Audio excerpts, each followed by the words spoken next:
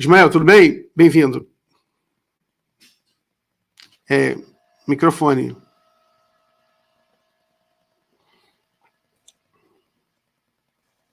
Sim, agora acho que foi, né? Boa noite, Miguel. Boa noite, os telespectadores aqui da Fora, do Cafezinho. Tudo certo, aqui em Curitiba um pouco frio, bastante frio, para falar a verdade. Mas, assim, acompanhando aqui a política, os bastidores, tá bastante quente, né? Teve aqui o problema de ocupação da Assembleia Legislativa, aprovação do projeto que privatiza as escolas do Paraná.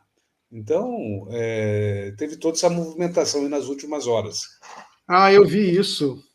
Teve uma manifestação forte aí contra a privatização, uma galera foi até a Assembleia, né? O Carlos Bolsonaro fez postagem, olha só, a esquerda, que comparando com o 8 de janeiro, mas que não teve nada a ver com o 8 de janeiro. Como é que você avaliou isso? Como é que foi essa manifestação aí? Não, eu acompanhei desde o princípio, antes mesmo de começar a manifestação, e depois, lá na manifestação, eu fui lá para cobrir, para conversar com as pessoas, e não vi ninguém falando em destituir o Ratinho, tacar fogo no Palácio do Planalto. O que o pessoal estava indignado é que há uma injusta agressão a um direito que é a educação pública de qualidade. Esse era o projeto, não era derrubar o governo, não era enforcar o governador, como queria a extrema-direita.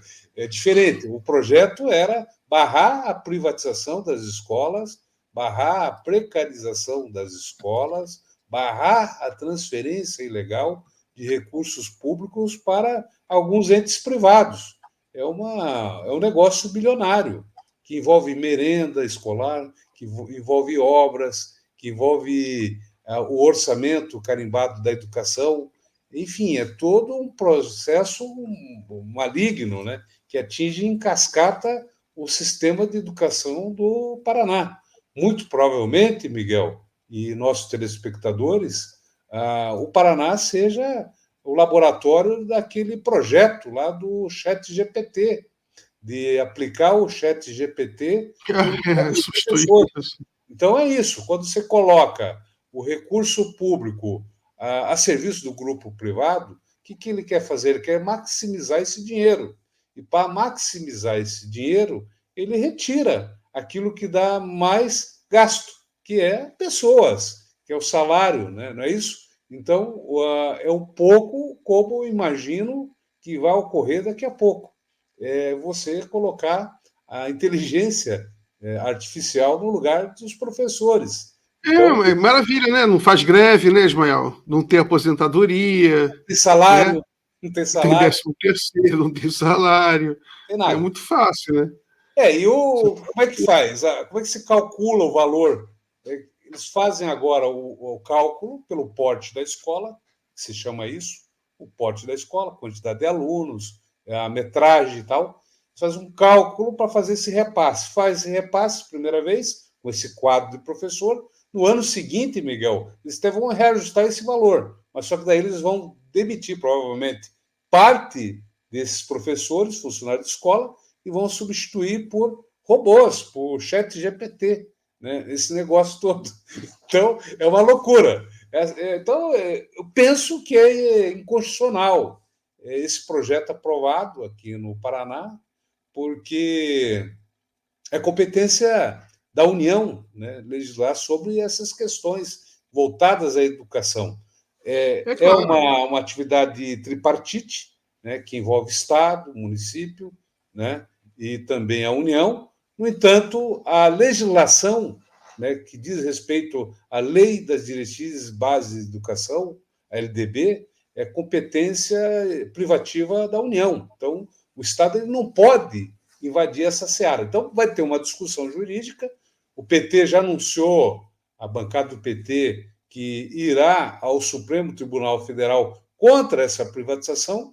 Se houver bom senso por parte do STF, isso vai ser barrado, porque é uma transfusão de recurso público na cara dura para alguns entes privados, alguns, né, porque Você escolhe uma empresa, a empresa vai lá, não se sabe qual empresa, se ela é do ramo ou não da educação. Penso que não existe uma empresa de educação apta a conduzir um projeto educacional da magnitude que é dirigir a educação pública, né? Nós estamos falando do Paraná, que é um estado pequeno, mas é importante, tem cerca de 2.100 escolas na rede da Pequeno, educação básica. Ismael.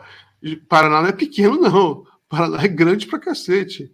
É Tem. porque o Brasil tem essa mania, que o Brasil é tão grande que a gente acha que coisas que são pequenas, mesmo sendo grandes, né? Porque comparando, Assim, sei lá, com o estado de Minas Gerais, é grande, mas Paraná é enorme. o É o Paraná ele tamanho, sei tem. lá, da França.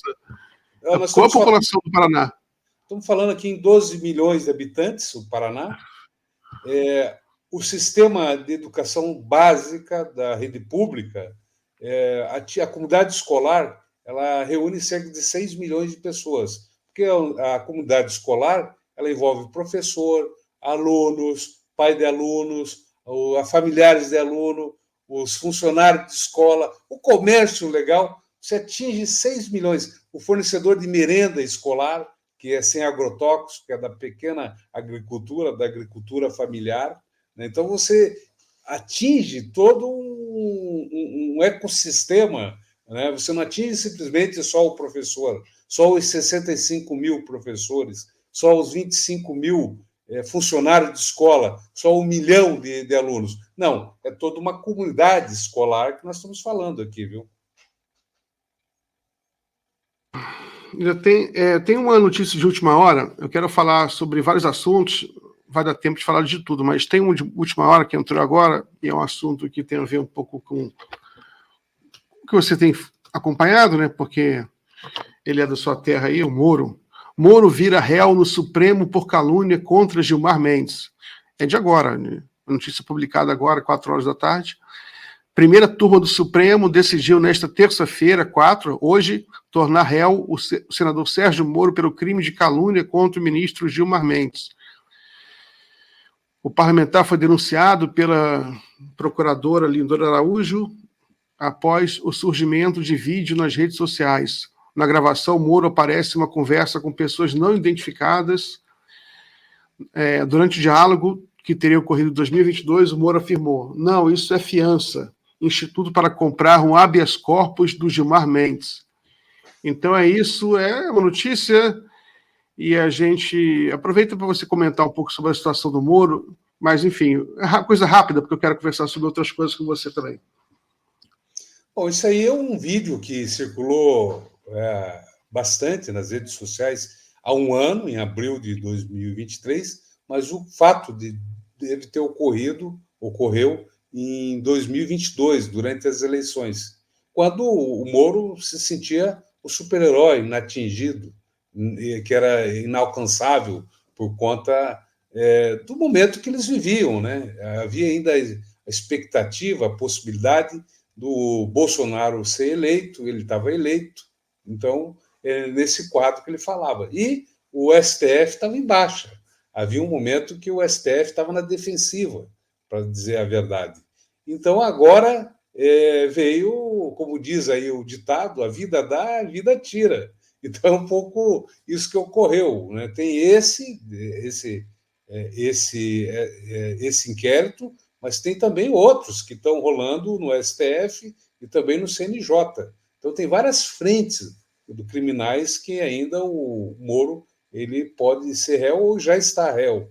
Ele conseguiu se safar do processo de cassação, porque houve um entendimento de que isso poderia ser mal interpretado, né, pelo mundo político, pela sociedade, achava que poderia radicalizar mais os lavajatistas e os bolsonaristas contra essa extrema-direita, contra as instituições. O próprio presidente Lula também ficou temeroso em relação a isso e preferiu entrar nesse entendimento de que não deveria haver a cassação do Moro, agora, um mês passado. No entanto, essas outras questões que envolvem a Fundação Petrobras, delação,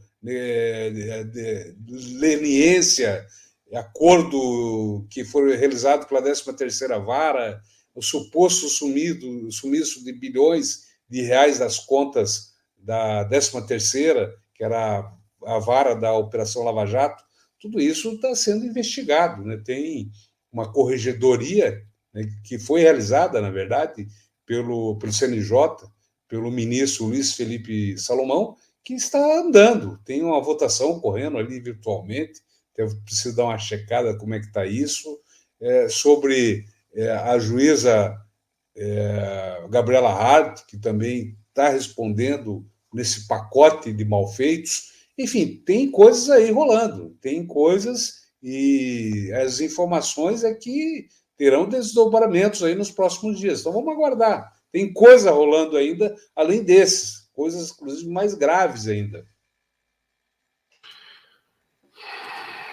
Muito bem, Ismael. Eu queria uma opinião sua sobre esse projeto de privatizar as praias brasileiras. É um dos principais assuntos de hoje. Foi até a capa aqui da live, né? Uma coisa bem confusa. Não sei se você acabou se informando mais sobre isso, mas gerou muita polêmica no Brasil, né? Muita indignação. Né? Como é que pode privatizar as praias do Brasil? O que você acha desse projeto? O que você acompanhou sobre isso?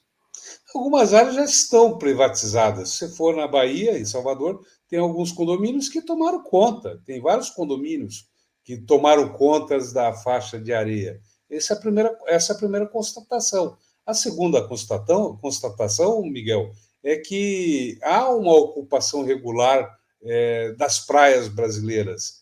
E por conta dessas ocupações irregulares, é que você tem áreas que são sujeitas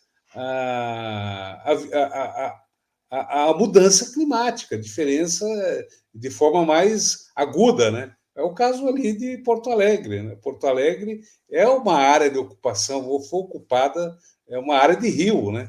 Blumenau também é a mesma coisa. Se você, não sei se você conhece Blumenau, o rio passa dentro da cidade e a cidade cresceu em cima do rio. Então, quando enche o rio Itajaí-Açu, né, que deságua ali na praia ali de Itajaí, é quando enche e alaga, né?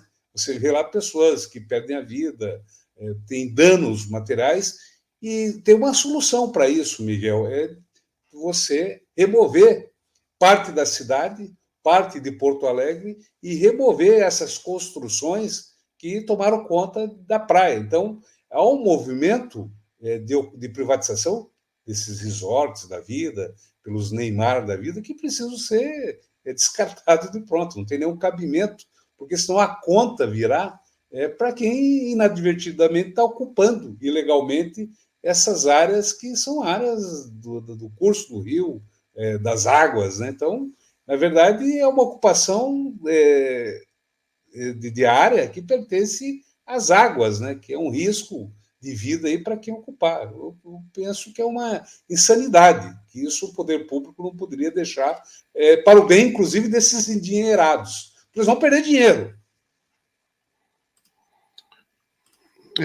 Ismael, deixa eu anunciar um curso aqui que o Rovai está fazendo, junto com o Sérgio Amadeu. Olha aqui, pessoal, como combater o fascismo nas eleições. Imperdível. A Batalha das Batalhas de 2024. Né? Esse ano tem eleição municipal, e aí o Rovai e o Sérgio Amadeu escreveram um livro sobre combater o fascismo, aí vão dar uma aula grátis. Aqui, ó, o Caian já colocou nos comentários o link para quem quiser se inscrever. É só clicar aí, pessoal, tá? Inscreva-se já, garanta sua vaga. Dois craques, o Rovai e o Sérgio Amadeu. Exatamente. 2 craques. Então, vamos aproveitar, pessoal. Vamos prestigiar. Se inscreva aí, muito importante. Ismael, e essa entrevista aí com Aldo Rebelo? Né? Como é que foi essa entrevista? Como é que você conseguiu essa entrevista? O que ele falou? O que você pode falar para a gente? O Aldo Rebelo sabe que é muito criticado na esquerda por algumas razões, né? Ele agora está no governo do Ricardo Nunes. Mas, enfim, o que ele falou? O que você pode falar para a gente aí, resumir a entrevista dele? A primeira coisa que eu perguntei para ele é o seguinte: quem que era o mais traidor? Se era ele ou a Marta Suplicy? Porque ambos são acusados de traição da esquerda, né? A Marta, que retornou agora para o PT, e o Aldo, ele disse: olha, eu não sou traidor, eu carrego comigo os sonhos de juventude, que era de andar com a bandeira do Brasil nas atividades da UNE, enfrentei a polícia da ditadura, defendi o Brasil soberano, tal, e se eu não vou me comparar com a Marta de jeito nenhum, até porque eu tenho relação com ela, pessoal, etc. E vou deixar ela responder, se ela quiser, quem é o mais traidor. Então ele saiu por aí nessa questão. A outra ele aponta que a estranheza dele em relação à força política da ministra Marina Silva no meio ambiente, porque ele disse que o partido dela só tem um deputado, não tem nenhum senador, mas mantém um ministério com força. Ele atribui essa força da Marina ao lobby das ONGs internacionais, a interesses internacionais que não são brasileiros, interesses brasileiros. Então, ele aponta claramente, na entrevista que eu fiz com ele, essa questão sobre a Marina, que é para manter a riqueza brasileira tutelada, né, que é uma riqueza que diz respeito principalmente da Amazônia, e, ao mesmo tempo, relega aquela população lá do norte do país, cerca de 30 milhões de pessoas, à pobreza absoluta. Ele também colocou um ponto sobre a exploração do petróleo lá na região, que há uma proibição, o IBAMA não autoriza, e, segundo ele, os vizinhos estão explorando ali esse petróleo, né, e acha que esse petróleo ele pode acabar, né, porque ele faz parte do mesma bacia, então ele fez vários alertas em relação a isso. E também comparou, né, eu pedi para ele comparar os governos do Bolsonaro, né, que já terminou, que está inelegível, e o do presidente Lula. Ele disse que eles têm assim algumas similaridades, e diz que os dois tiveram problemas de formar uma espécie de maioria, mas ele vê com mais gravidade em relação ao governo do presidente Lula, que estaria refém dessas ONGs aí, da Marina Silva, por exemplo, dessa pauta identitarista. Então, ele aponta que o Lula é mais refém do que o próprio Bolsonaro. E corroborando. Ô, Ismael, ele não foi na Parada Gay, não, né? O Aldo não foi na Parada Gay, não. Eu queria ver ele lá. Inclusive, você apontou aí que ele está secretário, né, do Nunes. Ele é apontado, viu, Miguel? Aí eu levantei aí com algumas fontes como favorito aí para ser o vice do Ricardo Nunes. Então ele desponta aí, está bem cotado para ser o vice. Inclusive, até não sei se alguém já deu, mas vou dar essa informação aqui para você, em primeira mão, é que ele vai se desincompatibilizar agora, dia 5, né, para ficar apto, né, e concorrer a vice. Então, é mais um Mas indício de que se ele pode ser vice. compatibilizar de quê? Ele é Ah, da secretário. secretaria, né? Ele é Da secretário. secretaria, né? Se ele não Ah, se tá. Não pode ser secretário e compatibilizar, vice, ele, entendi. ele fica inelegível. Então, o que acontece? Se ele desincompatibilizar nesse prazo, ele pode ser o vice, de fato. Mas se ele não se desincompatibilizar, aí ele está inelegível, daí ele não pode concorrer a cargo algum. Note que os prazos de desincompatibilização eles são diferentes, né? Então, para vereador é um prazo, para cargo majoritário é outro. Ah, tá bom. Tá no seu canal a entrevista lá, né? Depois Tá, tá sim. quem quiser assistir. Demorou quantos minutos a entrevista?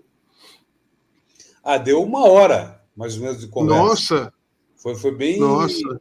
É porque ele lançou um livro aqui sobre a Ah, é. Amazônia e ele ia fazer uma palestra num congresso de direito constitucional. Então, daí eu já aproveitei e já falei tudo que precisava falar sobre política e sobre a questão mais estratégica da Amazônia, queria entender como ele pensava a respeito. Então, rendeu bastante. Ele cutucou bastante a Marina, cutucou o Lula, cutucou todo mundo e O negou que Aldo é seja intrigante, né? traidor. Ele lançou o livro em São Paulo, o Bolsonaro foi, Ele aí foi. Mas não foi só o Bolsonaro, foi o Atus também, o editor do sim, 247, foi uma galera. Ele o, consegue reunir um pessoal bem coincidentemente, eclético, né? coincidentemente, agora, na segunda-feira, Miguel, o Aldo volta para Curitiba, porque agora ele tem Ah, é? uma palestra aí do que chamam de setor produtivo, que é a Federação das Indústrias do Paraná, a Associação Comercial do Paraná, essas organizações da cooperativas, nesse mundo mais do agronegócio, que aqui o Paraná ele tem uma força expressiva no agronegócio, né? Então, Sim. esse pessoal. E o Aldo tem uma relação muito forte aqui no Paraná, não sei se você sabe, porque quando ele foi presidente da Uni, ele se organizava muito a partir da UEM e da UEL, e da UFPR. Então, ele tem uma relação antiga aqui com vários atores políticos aqui do Paraná, e ele tem familiares no interior do Paraná, na região do Vale do Ivaí, lá em Vaiporã, Jardim Alegre. Então, ele circula bastante, também fora da política aqui pelo Estado. Osmar, aproveitando que você falou de Curitiba, como é que estão as negociações para a prefeitura, para as eleições municipais? Eu não estou entendendo mais nada. Tem o Luciano Dutti, né? Não é, que é um candidato que aparentemente está reunindo aí o campo progressista. O Requião entrou no Partido Novo, né? No outro partido, ele vai ser candidato. E aquele cara, o Beto Richa, vai ser candidato mesmo? Como é que está a situação hoje? Também, Miguel, eu entrevistei todos os principais pré-candidatos a prefeito de Curitiba, da direita, da esquerda, de centro, todos eles. Então, o candidato do prefeito e do governador é o atual vice-prefeito, que é o Eduardo Pimentel, do partido do PSD, partido do Kassab. Então, esse é o candidato oficial, né, do Rafael Greca, apoiado pelo Rafael Greca, e pelo governador Ratinho Júnior. Entrevistei o Neyle Prevot, que é do União Brasil, partido do Sérgio Moro. Entrevistei também o Luciano Dutti, entrevistei a pré-candidata do PSOL, que é a professora Andréa Caldas, o Requião, que saiu do PT e foi para o Mobiliza. Mobiliza é o antigo PMN. Né? Até, inclusive, eu perguntei para ele, na entrevista, essa relação, né? Porque no estatuto, nos documentos do Mobiliza, ele se declara um partido de centro-direita. Né? Perguntei se havia uma contradição em relação a isso. O Requião disse que não, porque ele é da linha do Celso Brandt, o fundador do PMN, lá na década de 80, né? Um mineiro, um político mineiro, então, que era nacionalista. Então, ele falou que se filiou a esse partido e não a esse partido que se diz de direita, até porque ele falou que todos os partidos têm essa confusão, né, sobre direita, esquerda, etc, etc. O Luciano Dutti, ele é do PSB, Partido Socialista Brasileiro, ele já foi prefeito de Curitiba, foi vice inclusive do Beto Richa. O Luciano Dutti monta uma frente ampla com apoio da Federação Brasil Esperança, que reúne PT, PCdoB e PV, e poderá ter um vice de ampliação, que é do PDT, o deputado Goura, que também já foi candidato na eleição de 2020 e fez cerca de 13%. Então, é essa frente que está sendo montada aí em torno do Dutti. O Neyle Prevot, ele tenta montar isso com esse setor mais lavajatista. Ele tenta ali arregimentar a centro-direita. Agora, até agosto, quando ocorre o registro das candidaturas, Miguel, pode acontecer muita coisa. Tem uma distância gigante aí, até ser sacramentadas aí as candidaturas, essas pré-candidaturas. O Requião, por exemplo, ele tem um desafio de ter um partido que, aliado com ele, que tenha tempo de TV, que tenha possibilidade dele aparecer na televisão. Senão, ele não será convidado nem aos debates, né, entre os candidatos. Esse é o primeiro desafio do Requião. E também tem muita desistência também das pré-candidaturas, porque os partidos... E o bolsonarismo? Qual o candidato do bolsonarismo? Ou não vai ter? Vai ser o cara do Ratinho? Eles vão apoiar o seguinte, vai ser o atual vice, o Eduardo Pimentel, e eu apurei que o PL, Partido Liberal, do Bolsonaro, indicará o vice do Eduardo Pimentel. E o vice seria o ex-deputado Paulo Martins, que disputou o Senado. Né? Eu sei quem é. Então, o Paulo Martins seria o nome da vice. Agora, essa configuração acaba dando bastante ruído. Por quê? Porque nós temos um outro cenário agora, que com a liberação do Sérgio Moro, que poderá ser candidato ao governo do Estado do Paraná. Quando ele foi absolvido pelo TSE, ele desajusta aí o campo da direita, da centro-direita. É verdade. Ele vai ter a voz aí, né? Ele vai dar o pitaco, né? Claro, ele vai dar o pitaco, possivelmente para a candidatura do Ney.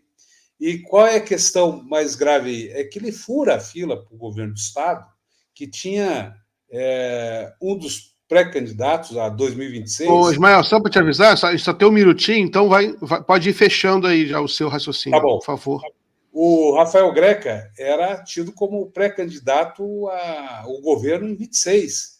Então, agora, se o Ratinho está indicando o vice, que é ligado ao Bolsonaro, ele está já preterindo, rifando o Greca para 26 para o governo do Estado. E o Greca indicar o vice, nesse cenário, ele também poderia concorrer ao Senado contra o próprio Ratinho. Bom, esse é o cenário. Eu quero agradecer mais essa oportunidade, dizer que é sempre bom falar aqui com você, Miguel, e com a sua audiência, e fico à disposição. Quando você precisar, querer bater um papo, só me chamar que eu apareço aqui. Obrigado. Maravilha.